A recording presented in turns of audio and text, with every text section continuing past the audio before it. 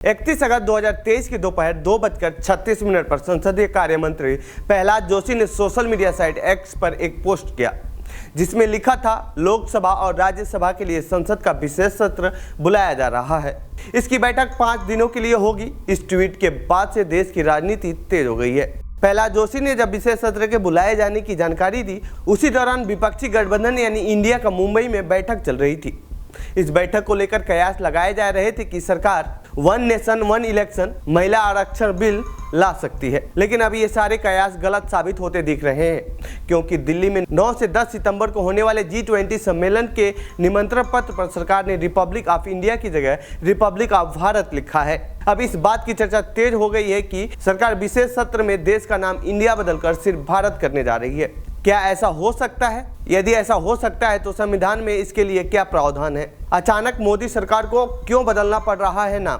क्या इंडिया गठबंधन की वजह से बदला जा रहा है देश का नाम? दरअसल दुनिया भर में भारत ही शायद ऐसा देश होगा जिसको कई नामों से जाना जाता है, जैसे इंडिया, भारत, हिंदुस्तान, हिंद, भारतवर्ष, जम्मूद्वीप सहित कई नाम हैं, लेकिन इनमें भारत सबसे ज़्यादा लोकप्रिय रहा है और बाहर के देशों में इंडिया का ज़्यादा प्रचलन रहा है, क्योंकि अंग्रेजी में भारत को इंडिया ही लिखा जाता रहा है।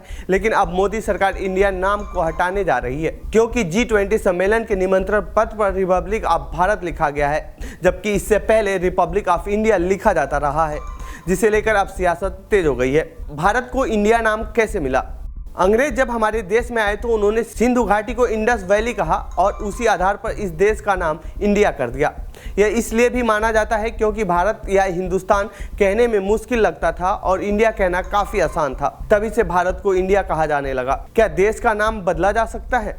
देश के राज्यों का नाम बदलना या उनका गठन और विस्तार करने का अधिकार संविधान के अनुच्छेद 3 के तहत भारत की संसद को दिया गया है, लेकिन देश का नाम बदलने का उल्लेख अलग से कहीं नहीं किया गया है। इसीलिए यह कार्य संविधान के अनुच्छेद 368 के तहत किया जा सकता है। इस प्रावधान के अनुसार संविधान से इंडिया नाम हटाने के लिए उन प्रासंगिक प्रावधानों में संशोधन की आवश्यकता होगी जहां इंडिया नाम का उल्लेख है। ऐसे में इसे संसद से पास कराना होगा। अब इस निमंत्रण पत्र के बाहर आने के बाद से यह चर्चा तेज हो गई है कि सरकार देश के नाम से इंडिया शब्द को हटाने के लिए ही विशेष सत्र लेकर आ रही है। क्यों सरकार हटाना चाह रही है इंडिया नाम? संविधान के भाग 1 अनुच्छेद 1 में देश का नाम और क्षेत्र का उल्लेख किया गया है। इंडिया दैट इज भारत यानी इंडिया अर्थात भारत है, जिसका मतलब ये है कि देश का संवैधानिक नाम भारत और इंडिया दोनों है।